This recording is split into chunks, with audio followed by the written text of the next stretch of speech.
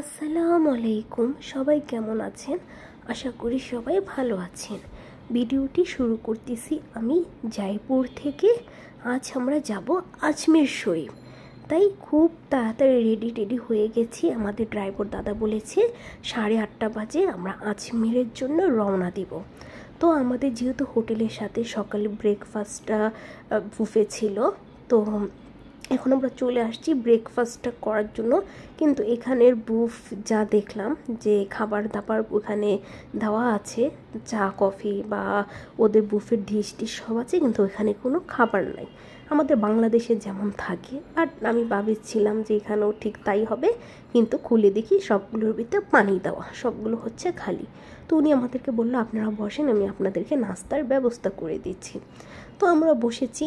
আর রেস্টুরেন্টটা কিন্তু খুবই সুন্দর, খুবই বড়, খুব পুরনো দিনের মতো। এখানে জয়পুর তো রাজস্থানের সব পিকচার, তারপর হচ্ছে এই ফ্রেমগুলো দিয়ে হচ্ছে সাজানো। তো ওর বাবা, আমি আর হচ্ছে আজান বসেছি। আমাদের দিয়েছে হচ্ছে রুটি টোস্ট, তারপর দিয়েছে বাটারের সাথে দিয়েছে জেলি। তো আয়াতের বাবা আমরা জেলি ভরে খাচ্ছি। নাস্তা ভালোই দিয়েছে, পুরো পেট ভরার মতো, আলু পরোটা আরও অনেক কিছুই দিয়েছে। তারপর হচ্ছে জুস, অরেঞ্জ জুসটা খুবই মজা ছিল, একেবারে ফ্রেশ জুসটা খেয়ে মনে হচ্ছে। আর এখানে দিয়েছে হালুয়া, কিন্তু ওদের হালুয়া আবার কেমন, সুজি দিয়ে বানানো, কিন্তু পেঁয়াজ দিয়ে, কাঁচামরিচ দিয়ে, টমেটো দিয়ে হালুয়াটা রান্না করেছে। হালুয়াটা মুখে দেওয়ার সাথে সাথে আমার একেবারে বমি চলে আসছে, এত বাজে সুজি হালুয়া। আলু পরোটা দিয়েছিল, আলু পরোটা খুবই মজা, টক দই দিয়ে খেয়েছি, কিন্তু এটা কেমন সুজি হালুয়া তাই বুঝলাম না। ওরাও হালুয়া নামিয়ে বলতেছে, কিন্তু কোনো মিষ্টি নেই, পেঁয়াজ মরিচ মানে পুরো ভাজির মতো করে রান্না করেছে। তো চাটা খেয়ে নিলাম, চাটা খেয়ে দিয়ে এখন আমরা রওনা দিয়ে দিলাম আজমির শরীফে। আর আজকে আমার দেবর আর দেবরের বউ আসছে, ওরা দিল্লিতেই ছিল। তো আমরা যখন বলেছি যে আজকে আমরা আজমির শরীফ যাব, তো এটার জন্য আমার দেবর আর দেবরের বউ ওরাও চলে আসছে আজমির শরীফ যাওয়ার জন্য। তো আমরা এখন যাচ্ছি আজমির শরীফে, পিঙ্ক সিটির ভিতর দিয়ে যাচ্ছি। মানে পিঙ্ক সিটিটা এখানে প্রত্যেকটা স্পটে যাওয়ার সময় কিন্তু পিঙ্ক সিটিটা পড়ে। আর পিঙ্ক সিটির এই গেটগুলো ঠিক এখানে বললো 12টা না 14টা জানি, ঠিক এরকম পিঙ্ক সিটির গেট আছে, যে গেটগুলোর ভিতরে দিয়ে পিঙ্ক সিটির ভিতরটা মানে যাওয়া যায়। আর পিঙ্ক সিটির ভিতরে এরিয়া কিন্তু পুরোটাই মার্কেট, খুব সুন্দর মার্কেট বসে। তো আমরা মার্কেটও আসবো রাতের বেলা। তো এখন আগে আজমির শরীফটা যাচ্ছি।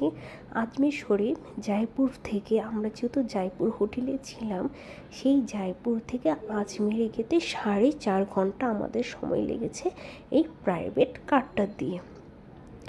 তো যেহেতু আমরা 8:30 বাজে রওনা দিয়েছি, তারপর ছিল আজকে জুম্মার দিন, আমরা ঠিক 12:30টার ভিতরে গিয়ে আজমির শরীফে পৌঁছে গিয়েছিলাম। তো আজমির শরীফের ভিতরে গাড়ি নিয়ে যাওয়া যায় না, কারণ অনেক হচ্ছে চিপা রাস্তা, তাই আমরা আমাদের গাড়িটা এখানে পার্কিং করে নিলাম। আমরা এখান থেকে অটো ভাড়া নিয়েছি, অটো দিয়ে আমরা যাব হচ্ছে আজমির শরীফ। আর এখানে অটো দিয়ে আজমির শরীফ যেতে আমাদের সময় লেগেছে 15 মিনিটের মতো। বেশ চিপা রাস্তা, অনেক ভিতরে আজমির শরীফটা।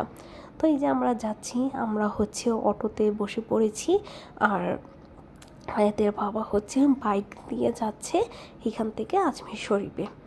তো আমরা আজমির শরীফের রাস্তাটার ভিতরে, এতই চিপা রাস্তা, আর যাওয়ার পথে দেখলাম এখানে কতগুলো গাদাগুলো এখানে মনে হয় কাজ করে, কি জানি পিঠের মধ্যে বাঁধা নিয়ে যাচ্ছে। তো আমরা কিন্তু আজমির শরীফে চলে এসে পড়েছি, আমাদের অটোটা ভাড়া করে আমরা এখন ভিতরে যাব। আর বাহিরে যত তবারকের খাবার এখানে বিক্রি করে, যারা সিন্নি নিয়ে যায় তারা এখান থেকে খাবার দাবার নেয়। আজকে যেহেতু শুক্রবার জুম্মার দিন ছিল, তাই অনেক ভিড় হয়েছে, অনেক রকম জায়গা থেকে এখানে লোক আসছে জুম্মার নামাজ আদায় করার জন্য। তাই বেশি ভিড়ে পড়েছি আমরা যদি একটু বিকেলে বা আসরের সময় আসতাম তাহলে একটু খুব সুন্দরভাবে এখানে ঘোরাফেরা করে দেখা যেত, ভিড়ের ভিতরে পড়তে হতো না। কিন্তু এখানে কিন্তু এই মাজারে ছেলে মেয়ে কোনো ভেদাভেদ নাই, সবাই কিন্তু এই মাজারে প্রবেশ করতে পারে, ঢুকতে পারে। মহিলাদের জন্য নামাজের ব্যবস্থা আছে, পুরুষদের জন্য তো নামাজের ব্যবস্থা আছে। তো শুক্রবার দেখে এত মানুষ, এত ভিড় ছিল। নর্মালি আজমির শরীফ ভিড়ই থাকে, বাট জুম্মার দিনটা হচ্ছে ওরা এখানে সবাই নামাজ আদায় করে। আশেপাশের যত এলাকা আছে সবাই এখানে এসেই নামাজ আদায় করে। তো এখানে দেখলাম সবাই এরকম মাথাতে করে গিলাপ বলে, এই গিলাপগুলো নিয়ে মাজারে দেয়। মাজারের উপরে এই গিলাপগুলো কিন্তু অনেক দাম, 1100 রুপি থেকে শুরু, অনেক দামের 5000 6000 রুপি পর্যন্ত আছে। তো গ্লাভগুলো দেখলাম, গ্লাভগুলো ভালোই লাগলো। তো আমরা আর মাজারে গ্লাভ দিইনি, আমার হচ্ছে টাকা দিয়েছি। এখানে একটা অনেক বড় ড্যাগ আছে, যে ড্যাগটা এখানে যখন ওরস হয়, ওরসের মধ্যে এই ড্যাগটা দিয়ে হচ্ছে খিচুড়ি রান্না করা হয়। আর নর্মাল দিনে হচ্ছে এই ড্যাগের মধ্যে টাকা দেওয়া হয়।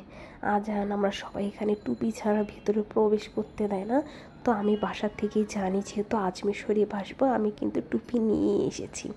আর দেখেন কি সুন্দর ফুলের ডালা, এগুলো সব মাজারের জন্য সুন্দর করে বানাচ্ছে। সবাই এখান থেকে টাকা দিয়ে কিনে এগুলো মাজারের ভিতরে দেয়। আর গ্লাভগুলো কিন্তু যে মাজারে দেয় সেই গ্লাভগুলো কিন্তু আবার এনে মনে হয় তারা বিক্রি করে। দেখতেছি কত মানুষ হচ্ছে ভিতরে নিয়ে যাচ্ছে, আবার কিছু গ্লাভ কিন্তু ভিতর থেকে বেরও করা হচ্ছে। তো জানি না ওরা কি এগুলাই বারবার বিক্রি করে কি না, বলতে পারি না। দেখেন সবার কিন্তু এখানে এসে এই গ্লাভগুলো দেয়। মাজারটা কিন্তু বেশ বড়, মাজারটা খুবই বড় আর দেখতে খুবই সুন্দর।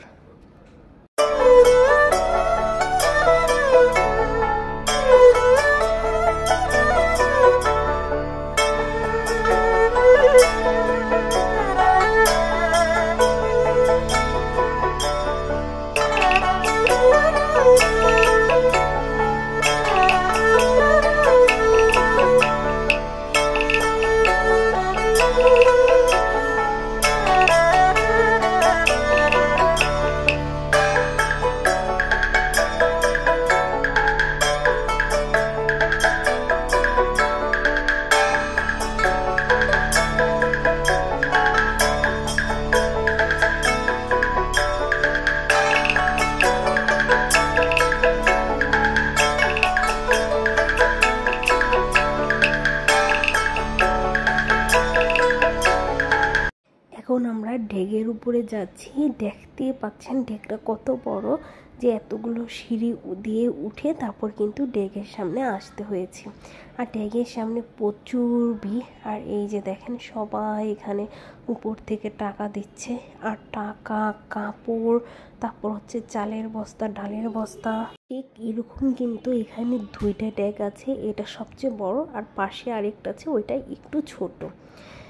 তো এখানে সব রঙের সব রকম দেশের টাকাই আপনারা দিতে পারবেন। আমরা এখানে বাংলাদেশি টাকা, ওই যে আজান বাংলাদেশি টাকা ফালাচ্ছে, তারপর হচ্ছে ইন্ডিয়ান রুপিও আমরা দিয়েছি। যে এখানে তো অনেক রকম দেশের থেকে আসে, সবাই এখানে ডলার, সব দেশের টাকাই এই হাঁড়িতে দেওয়া হয়। পরে হতে পারে তারা মনে হয় এগুলো ভাঙিয়ে নেয়, ওদের রুপি করে নেয়। তো এই যে দেখেন উপরে কত সুন্দর এখানে রশি দিয়ে অনেক কিছু বেঁধেও রেখেছে। তো এই হাঁড়িটা দেখারই অনেক ইচ্ছা ছিল। তো আলহামদুলিল্লাহ আল্লাহ এই আজমির শরীফ নেওয়ার স্বপ্নটা পূরণ করেছে। এত সুন্দর একটা মাজারে যেতে পেরেছি, এটার জন্য আলহামদুলিল্লাহ।